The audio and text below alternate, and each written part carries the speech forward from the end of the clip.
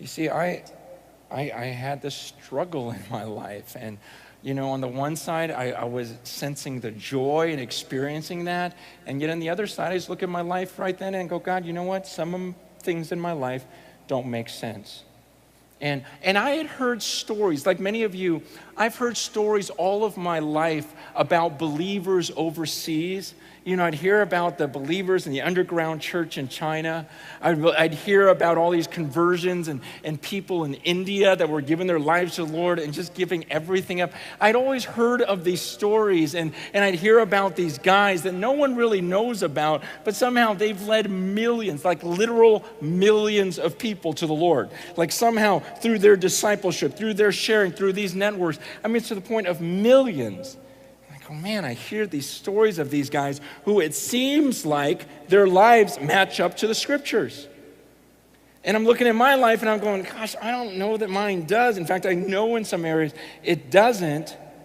And so that's why a few months ago, I just said, you know what, I've heard these stories all my life. I got to meet some of these people. I just want to see, is this for real? Because sometimes you hear something is so great, like a movie, then you go and watch it and you go, that was dumb, And I just want to know, is this thing for real? I've heard about the people in India. I've heard about these underground. Let me find out, is it for real? And so please let me say this too. Because some of you guys know, I left my church a while back because I just believed God was leading me on this journey. And since that happened, people say, wow, Francis, that's awesome, man. You pulled your family out and you guys went overseas and you went on this adventure. Man, you're such a godly man for doing that.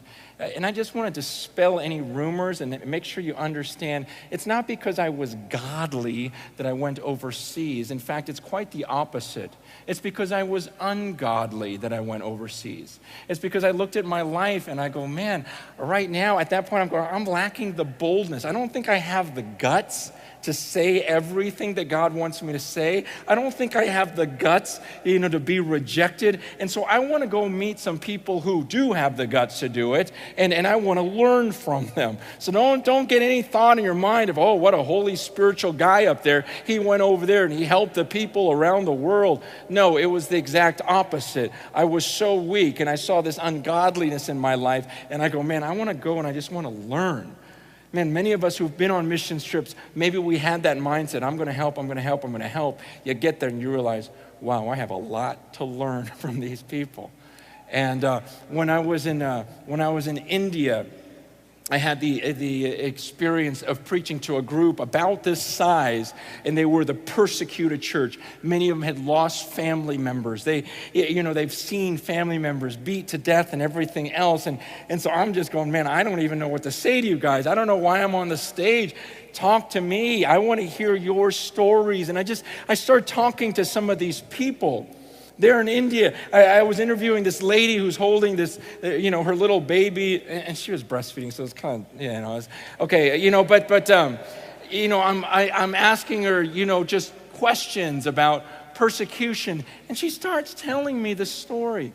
She told me about how she came to the Lord, and because she became a Christian, her whole village comes to her little hut. Here's this pregnant woman, her husband, the whole village comes, and they come with lizards that they had cut the heads off of and said, you need to drink this blood because that's how you convert back to Hinduism. And saying, you need to drink this blood, otherwise you know what happens. Deny Jesus Christ. She's telling me this story, and she said, I can't do it. And she goes, you know what that means, right? And she just grabbed her Bible, and she and her husband just ran. She said, I just grabbed my Bible and we just started running, because the whole village rejected us. And she talked about being out in the jungle. She goes, just my husband and I gave birth out there, and my husband, is holding this baby. It's our first child. We don't know what to do. We're just looking for food. We're looking for any way to feed the baby, any way to feed me. And obviously somehow God sustained them. I talked to another woman, same situation. But they just looked at me and they go, we were not going to deny this. And she goes, I just held on to this book. I would not let them take my Bible from me. And I just ran. And I thought, wow, that's That's a manner that's worthy. That sounds like someone who understands that, you know what, he's really the only one that matters. You know, I talked to guys who talked about, you know, this guy was showing me his scars on his head, on his back, and just told me after a few months of becoming a believer, just surrounded by these people and just saying, okay, God, this is it. This is it. This is the way it ends, but I'm not going to deny. And he just talks about getting beaten and somehow just being able to crawl away and seeing his friend. He goes, man, and I saw my friend. They beat him to death. They killed him. And this all a few months after becoming a believer. I thought, man, this is hardcore. And I asked one of the leaders, I go, it's weird. Like I go, aren't there people who just call themselves Christians here? I mean, that's everywhere, right? You just call yourself a Christian, but you don't really live it. And he goes, that doesn't make sense out here. He says, why would you just call yourself a Christian? When you call yourself a Christian, you lose everything. So why would you just call yourself that? We only do it if we're serious. And this other guy was telling me about how he was 11. He was 11 years old when he gave his life to Jesus Christ. And his family, he goes, I still remember coming home and telling my dad it was pouring down rain outside. He threw everything I had out into the mud. He looked at me and says, don't you ever call me dad again. And at 11 years old, he goes, man, what did he pick up? His Bible out of the mud. And just a few items of clothes. He goes, I didn't know where do you go when you're 11? And just wandering around, but he just talked about God's provision and God's graciousness. And here he was, a pastor, married, his own family. Here it was later on in life, and he's reconciled with his dad. And his dad now has become a believer, you know, like 20 years later. You know, amazing, amazing stuff. And you talk about being encouraged, because I'm going, man, okay, that makes sense. If you believe all of this, yeah, and you live that life, I go, man, you're living life in a manner that's worthy of the gospel of Jesus Christ. So powerful. Then we went to Thailand. And in Thailand, that was our favorite as a family. We just loved being there. And we just stayed in this orphanage type place, like this land that was bought for these kids who had been rescued out of slavery, you know, that were going to be sold into sex slavery or whatever else. I mean, all these different backgrounds. And every morning, you know, me and my family were just waking up and serving the kids, hanging out with them, just laughing with them. And then at night, we would have these worship times in this little hut. And we would see these kids. I don't know, in this place there's maybe 40, 50 of these little kids. And they just got their hands in the air and they're screaming at the top of their lungs, just worshiping. And I don't know what in the world they're singing. I think it was Christian. You know, they're just, you know, just screaming all of this. But, you know, the guitar player was yeah, it just, you know, it wasn't, you know, I always, forget it. Okay, he just wasn't very good. And pitch, everything, just awful. But no one cared. No one, that stuff doesn't matter to them. They'd been rescued. And to see their faces, I mean, we're holding these kids and we're just looking at them, just screaming to God. And I'm going, man, they get it. And my whole family, we're just all in tears as we're trying to worship with these kids, because we're going, gosh, that's got to be so beautiful in the ears of the Lord. You know, the sound of these kids singing, screaming at God. And going, okay, that makes sense. I think they know that they've been rescued. So then we go to China. Okay, this is the last one, and I won't say anymore. Then I go to China, because I'd always heard about the underground church. And we went to an underground church training place. That was for people your age. They were 18 to 25, and they wanted to be missionaries. They were the ones that were actually leaving China to go to the Middle East and to go other places. And so I'm talking to them, and I'm going, you guys, I don't even know what to say to you. You know, I'm listening to them pray, listening to them sing. I'm going, man, I love it. I'm so fired up right now. You guys have got me so fired up. And I said, can you guys just tell me stories of some of the persecution you've been through? I mean, because wouldn't you want to hear some stories? And they just looked at me all confused. I'm like, well, I hear you guys go through a lot of persecution. And they just kind of were like, well, yeah, of course. I mean, doesn't everyone? And I go, no, And they go, well, but Jesus said that if they hate me, they're going to hate you also. If they persecuted me, they're going to persecute you also. And they go, this is just a part of life. I go, well, can you give me some examples? And they're like, well, you're being vague. I go, okay, just tell me the last time you got persecuted. And they so one girl goes up and she starts telling the story. She goes, yeah, there was a group of us and some government officials came. And so we all just hid. And, they got a couple of my friends. And there was these two little boards and this really skinny girl. And she goes, man, it's the first time in my life I was just thanking God I was so skinny because I could slip through this, and all the kids are laughing. And she goes, I'm just shaking, thinking, okay, God, I hope they don't see my backpack. I hope they don't see my name. I hope they don't find anything.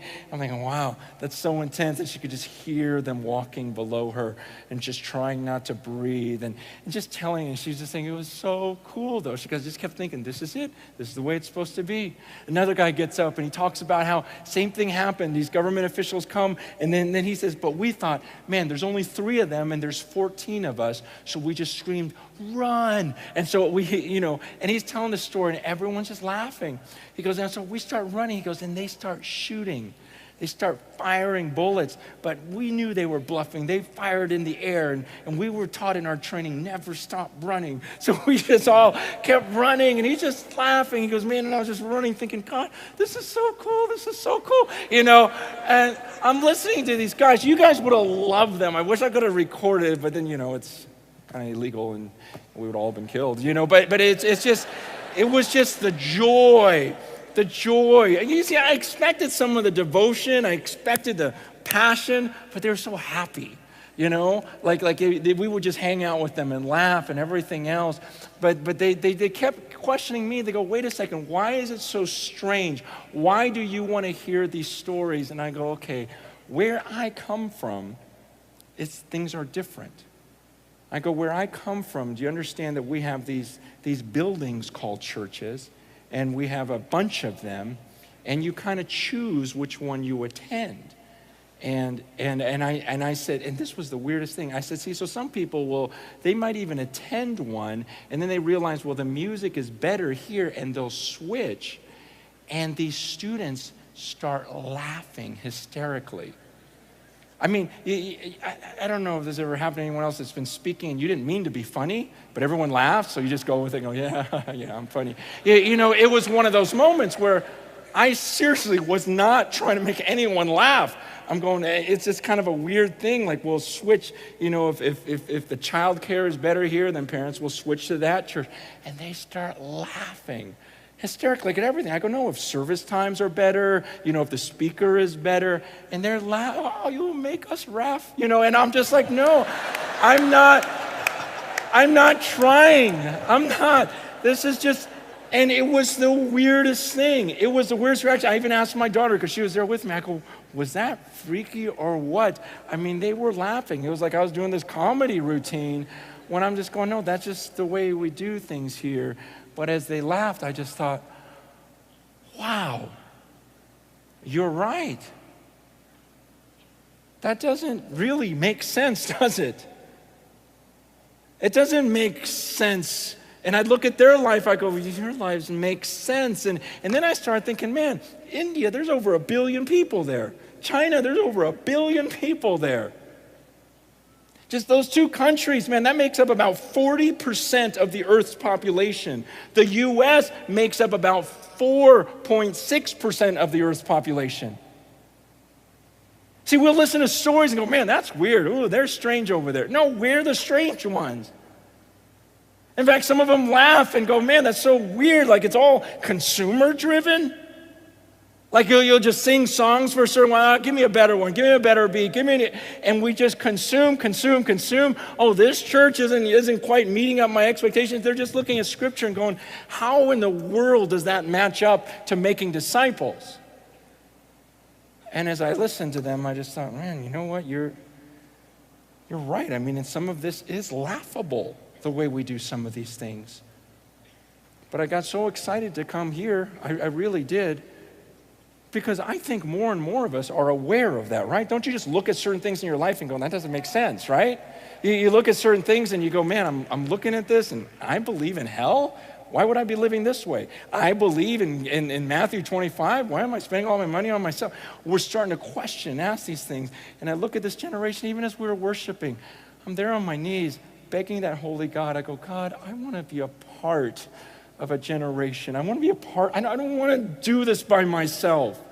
I really don't. I will. I came back with just more of this, no, I'm going to do it. I'm going to live this way. I don't care. I'll do it. And I'm saying, God, I will. I'll be alone, because I've seen people in Scripture who were alone, but I don't want to be alone. And I'm looking at Scripture and go, God, could you just raise us all up? Make a whole new generation that sees the foolishness in a consumer-driven church that says, no, this was about us suffering for the sake of Christ, making disciples ourselves, not just hoping that our pastor would lead them to the Lord and our pastor would disciple them, but that the command was to all of us.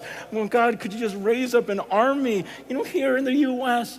I don't want to just hear stories about what happens over there. I want to be a part of a new generation. Please, God, for your name, for your glory's sake, would you just show the world a group of people who are committed?